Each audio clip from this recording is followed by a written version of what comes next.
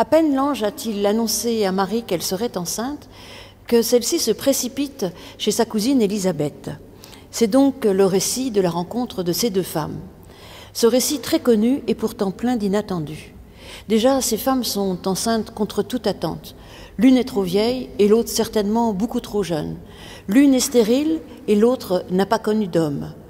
Ainsi, il y a déjà dans leur existence de l'extraordinaire, comme si Dieu était à la manœuvre. Et lorsque Marie vient saluer sa cousine Élisabeth, celle-ci sent son enfant tressaillir dans son ventre.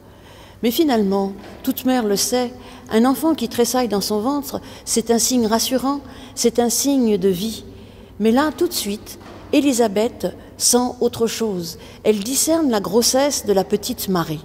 C'est tout de même assez étonnant, ce discernement, car finalement Marie est enceinte de quelques jours, peut-être une semaine.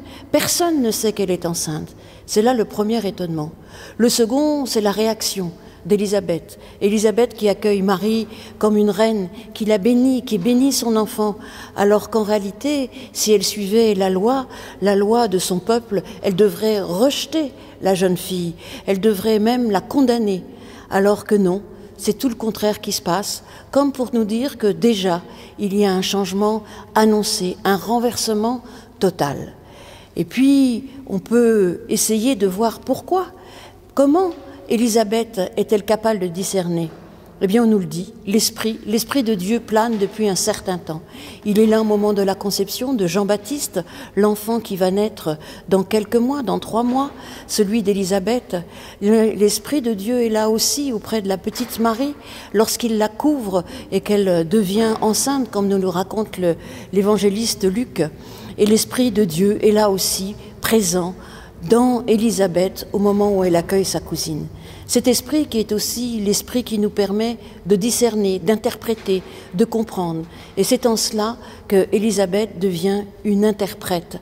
Elle voit non pas une jeune fille à condamner, mais au contraire un enfant à accueillir.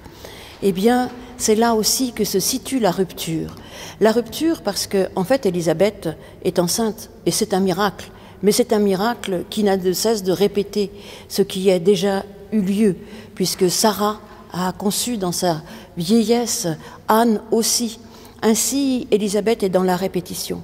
Mais elle nous le dit, elle nous l'annonce, elle chante même la foi de Marie, parce que la grossesse de Marie est une vraie rupture. Elle va même permettre à Marie de chanter le premier psaume du Nouveau Testament. « Je magnifie le Seigneur ».